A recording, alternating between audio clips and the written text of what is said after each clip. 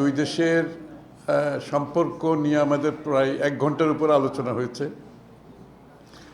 দুই দেশের অর্থনৈতিক সম্পর্ক আমাদের সবসময় ভালো ছিল ভুটানের সাথে, এবং আমাদের সময় অ্যাকচুয়ালি ভুটানের সাথে আমাদের ভুটানের যে সবজি এখানে আমদানি হতো ওটার উপর আমরা ডিউটি তুলে দিয়েছিলাম, যার কারণে ভুটানের সাথে আমাদের বাণিজ্য বৃদ্ধি পেয়েছে। এবং সামনের দিকে আমরা আলোচনা করেছি, সামনের দিকে ভুটান বাংলাদেশের মধ্যে এফটিএ ফ্রি ট্রেড এগ্রিমেন্টের মাধ্যমে আমরা এটাকে আরও বড় পরিসরে নিয়ে যেতে চাই আগামী দিনে।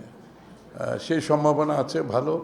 ভুটান থেকে ওনারা প্রস্তাব করেছেন আগামী দিনে হাইড্রো ইলেকট্রিক পাওয়ার বাংলাদেশে রপ্তানি করার সুযোগ আছে, ওনারা সেদিকে নজর দেবেন। আমরাও বলেছি আমরা একসাথে কাজ করার এখানে সুযোগ আছে, কারণ ভুটানের হাইড্রো ইলেকট্রিক পাওয়ারের সক্ষমতা আছে প্রায় 30,000 মেগাওয়াটের মতো, উইচ ইজ ভেরি বিগ। এখন মাত্র 5,000 ওরা সোফার এক্সপ্লয়েট করেছে, আরও 25,000 মেগাওয়াটের সম্ভাবনা আছে। সেখান থেকে বাংলাদেশে ভুটানের ইলেকট্রিসিটি এক্সপোর্ট করার সুযোগ আছে।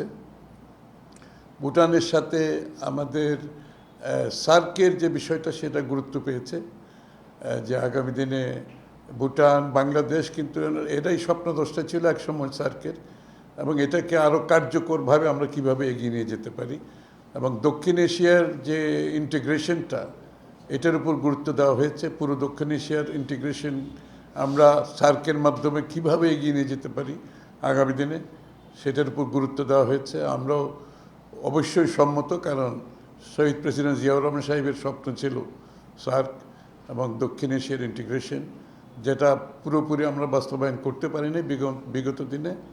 আগামীতে এই সম্ভাবনাকে আমরা সবাই মিলে কাজে লাগাবো দক্ষিণ এশিয়ার ইন্টিগ্রেশনের উপরে।